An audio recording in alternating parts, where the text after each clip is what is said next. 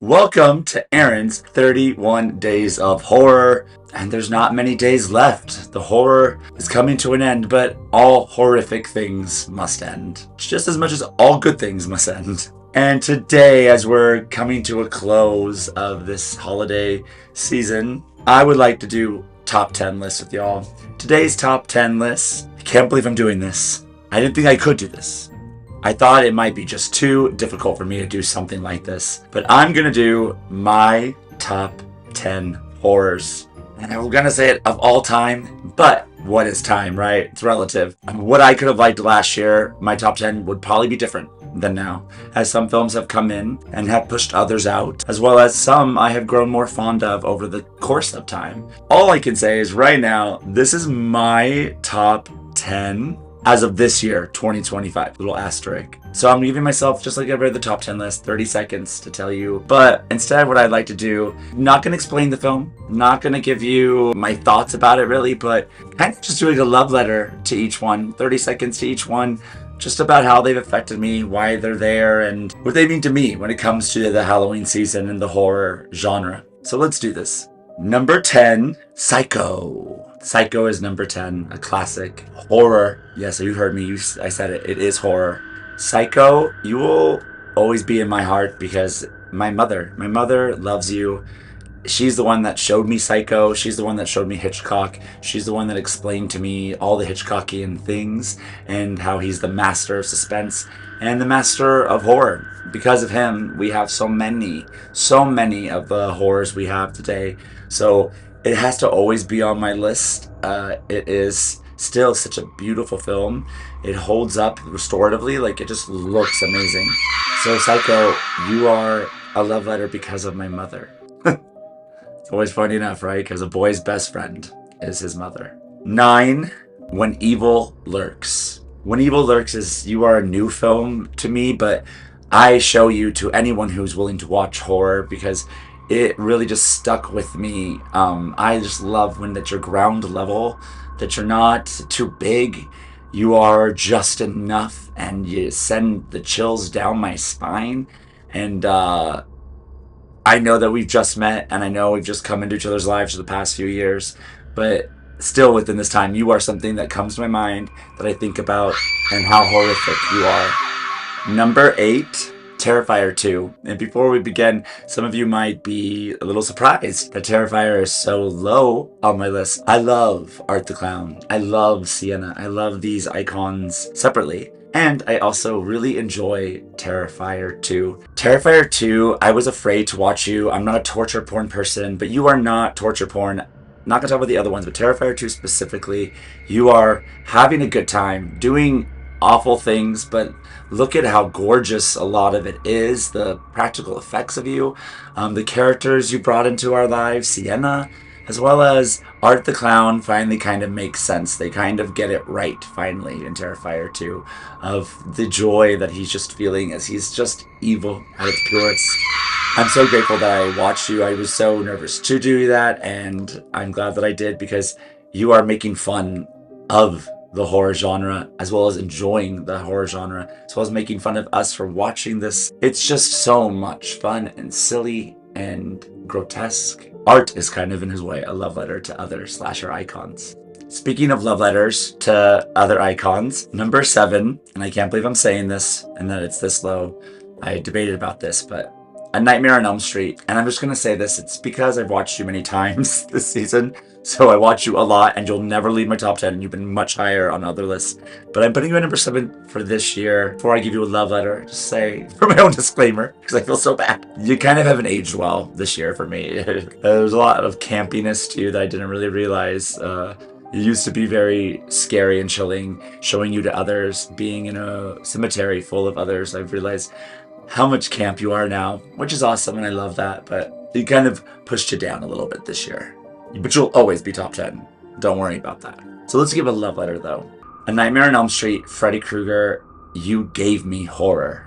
You gave it to me. You made me fall in love with the genre. You made me fall in love with slashers. You made me fall in love with the fun of being scared and kind of the impossibility, ridiculousness. No one could be in your dreams killing you. But it's fun to imagine that and then to be afraid of that and to kind of give me impossibility, fantastical fantasy in horror. Really opened my eyes to life and what it means to be alive and to be grateful to be alive. Nightmare on Elm Street opened up those ideas to me that life is fleeting. So, always going to be in my top 10, usually higher this year, pegging you down a little bit. Not pegging. Number 6, It Follows. It Follows. Rewatching you every year just brings that same feeling I got when I first watched you in a movie theater. That score with the scenery, with the acting, with the vibes, you really brought back that old 80s feeling of horror. There's not much slashing happening. There's not much gore that's happening, but when you do it, it's so effective. It's so scary. It's ominous, and I love ominous films. I love this feeling of it's everywhere and nowhere at the same time, and it follows you leaving the theater. I used to say that when it's like, doesn't it follow you? Like the feeling of it follows. It follows you everywhere, and you're looking around behind you, who's possibly stalking you. So, yeah, 6. Number 5, The Substance, which body horror. So it's horror. Calm down. If you're having like that's horror. Yes. The Substance, you are everything I feel about our society as a whole, about women, about ageism, about beauty standards, about celebrity culture, about attention, wanting fame. You have said all the things that I've wanted to say, and you did it using the horror genre, and you did it using camp and fun at the ending, and it gave us a new Monstro Eliza Sue, and I'm just so grateful to have her in our lives. So grateful that Demi got her flowers, her moment. Should have gotten the Oscar, but you are just a love letter for me, to women in general, but also to women within this horror genre. It's time for number 4. Number 4, Hereditary. Hereditary, you really opened up for me what we can do with horror and where we can go with it and where we can help people who aren't within the horror genre see and understand that these films are important and have things to say. And grief, being a monster amongst the many other monsters that are in there, is just such a great concept. And the acting that's within it, Toni Collette should have gotten that Oscar. She should have been nominated to begin with, period, but the film should have been nominated. But you changed the game, in my opinion, and some people for the worse and some people for the better, and for me for the better.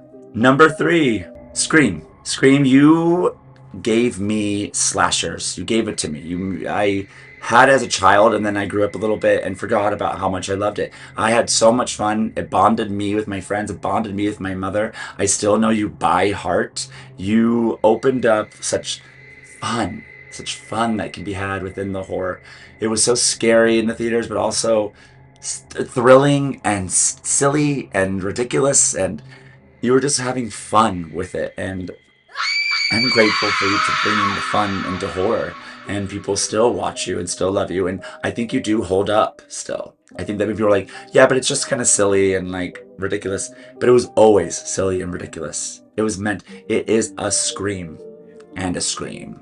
Number 2, The Descent. The Descent, women, strong women, beautiful grotesque monsters, so bloody, the claustrophobia of it. You are a top one for me all the time, and I keep you close to me. I don't tell you much people about it, but when I find the people that also have seen it and love it, it's like the secret communication that we have.